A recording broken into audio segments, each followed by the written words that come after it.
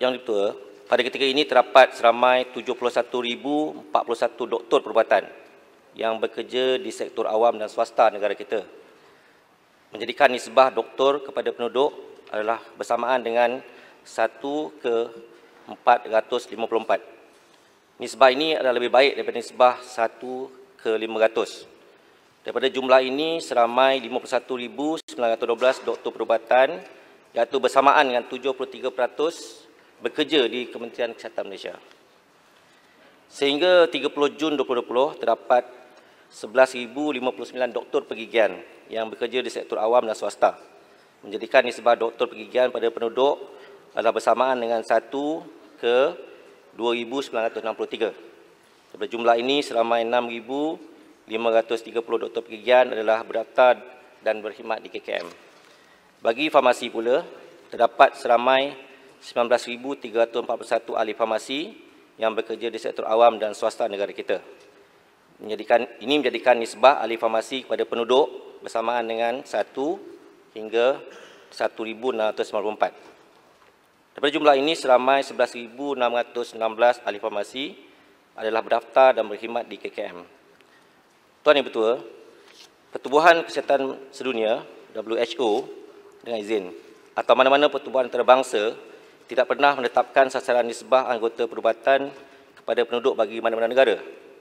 Walau bagaimanapun, WHO melalui laporan Health Workforce Requirement for Universal Health Coverage and Sustainable Development Goal dengan izin pada tahun 2016 menyatakan bahawa untuk mendapatkan liputan kesihatan sejagat Universal Health Coverage yang lebih baik pada kadar 80% bagi perkhidmatan melibatkan ibu anak, penyakit berjangkit, penyakit tidak berjangkit.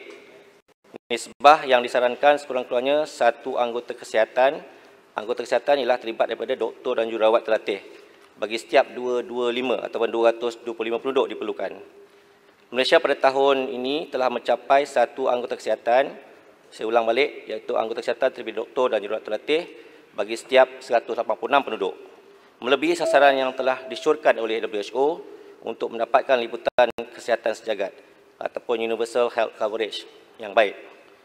Walaupun WHO atau lain-lain badan antarabangsa tidak menetapkan sasaran nisbah spesifik untuk mana-mana profession dalam sektor kesihatan, KKM sentiasa mengambil langkah menambah kapasiti latihan kepada graduan perubatan, pergigian dan farmasi untuk menjalani latihan siswazah dan khidmat wajib yang mereka perlukan. Ini melayakan mereka untuk mengamal sebagai pengamal perubatan, sama ada pengamal pergigian, ahli farmasi berdaftar, baik di sektor awam ataupun sektor swasta. Terima kasih. Terima kasih Menteri. Soalan tambahan pertama, Kuala Selangor sila. Terima kasih. Terima kasih Yang Berhormat Menteri. Saya mendengar dengan tekun jawapan Yang Berhormat Menteri. Juga ya, dalam suasana berlatar belakangkan pandemik COVID-19 ini, ya, perlu ada satu keinsafan, terutama dengan laporan Ketua Audit Negara sedikit waktu dahulu, khususnya di Jabatan Kecemasan dan Trauma, di mana kita dapati tak cukup kaki tangan understaff, tak cukup dana underfunded dan juga terlalu banyak kerja overwork. Ya. Justru daripada kita hanya melihat kepada perjawatan yang diberikan oleh JPA, perlu ada satu comprehensive appraisal dengan izin, ya, penilaian semula secara menyeluruh untuk mengenal pasti, ya, dari sudut keperluan kita, khususnya ketika kita sedari dengan pandemik COVID-19 ini. Jadi ini adalah antara yang sangat saya mahu lakukan.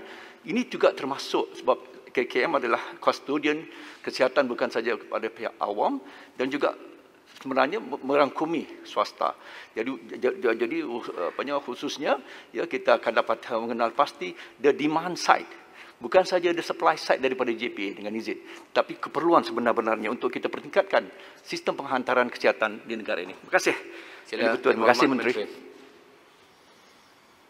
kasih Yang Berhormat atas pandangan sebenarnya itu. Saya rasa kita akui bahawa apa yang dimaklumkan oleh Yang Berhormat melalui pandemik COVID-19 dan juga yang berlaku di negara kita, Jabatan Trauma dan Kecemasan memang menjadi focal point kepada pesakit-pesakit yang datang, dan kita menggunakan kaedah pengasingan, iaitu mereka yang kita jangka bergejala ataupun disaring sebagai COVID-19, mereka diasingkan seterusnya di Jabatan Trauma, dan sebab itu dia memerlukan lebih ramai kaki tangan, terutama sekali doktor pakar yang dipanggil infectious disease physician, ya, yang patut kita tambah jumlahnya dalam negara kita. Dan setakat ini seperti yang saya maklumkan bahawa jumlah doktor perubatan dalam negara kita kalau ikutkan melebihi nisbah yang telah ditetapkan, yang diberitahu oleh Yang Hormat 1/500. Untuk itu kementerian akan sentiasalah memastikan cadangan yang berhormat dapat laksanakan dalam bentuk tindakan terhadap menambah baik keperluan tempat-tempat tertentu dalam fokus kita memberi perkhidmatan kesihatan kepada di sektor awam atau swasta, ya.